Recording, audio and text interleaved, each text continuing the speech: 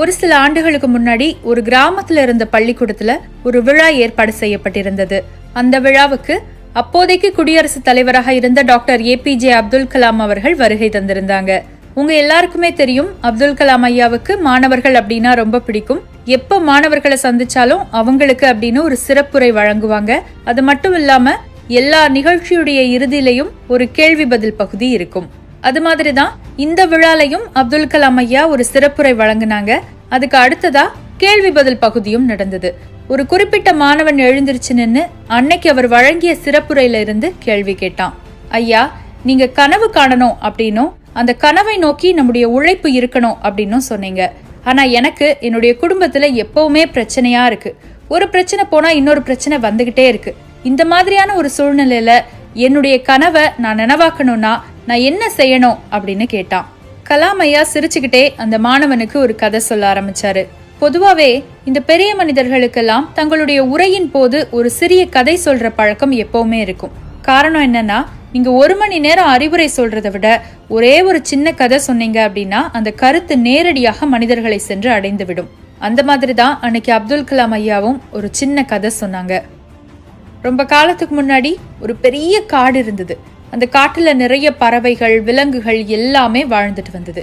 இந்த பறவைகள் எல்லாம் என்ன செய்யும்? பகல் பொழுதுல தங்களுக்கான உணவை தேடி அலைய ஆரம்பிக்கும். சாயங்காலம் இருட்டுறதுக்கு முன்னாடி தன்னுடைய கூட்டுக்கு வந்து அடைஞ்சிரும். இந்த மாதிரிதான் அன்னைக்கும் பறவைகள் எல்லாமே பகல் பொழுதுல தங்களுடைய உணவை தேடி அலைஞ்சு திரிஞ்சிட்டு இருந்தது. இப்படி இருக்கும்போது அன்னைக்கு பார்த்து வானம் கருத்து மழை பெய்ய ஆரம்பிச்சிருச்சு. மழையில கொஞ்சம் கூட பறக்கிறதுக்கு திறன் இல்லாத பறவைகள் எல்லாம் எங்கேயாவது மறைவிடம் கிடைக்காதா அப்படின்னு தேடி மறைவிடத்துல போய் அடைக்கலமாயிருச்சு. கொஞ்சம் பறக்கிறதுக்கு திறன் இருக்கிற பறவைகள் எல்லாம் தங்களுடைய கூட்டை நோக்கி வேகமா பறக்க ஆரம்பிச்சுது.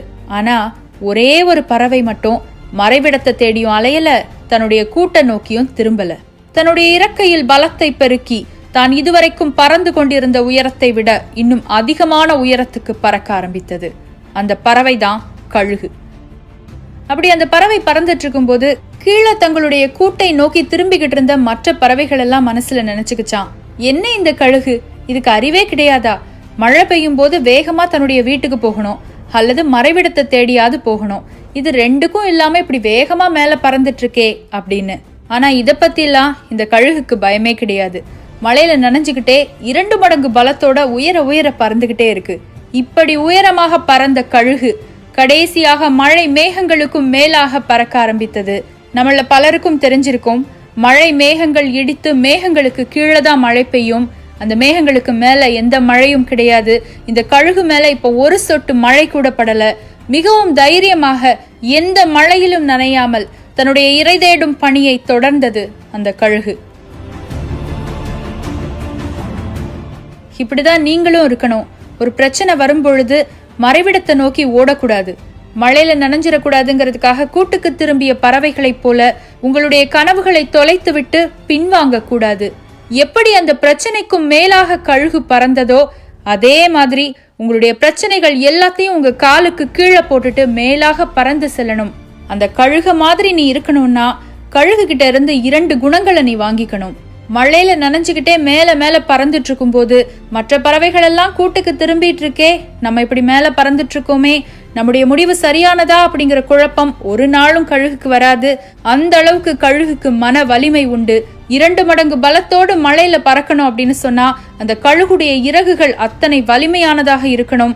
ஒரே நாளில் அந்த வலிமை கழுகுக்கு வந்துவிடவில்லை. ஒவ்வொரு நாளும் மீண்டும் மீண்டும் உயரத்தில் பறந்து பறந்துதான் அந்த வலிமை கழுகுக்கு வந்தது. அதே மாதிரி நீங்களும் தேவையான பயிற்சிகளை தொடர்ந்து எடுத்துக்கிட்டே வரணும்.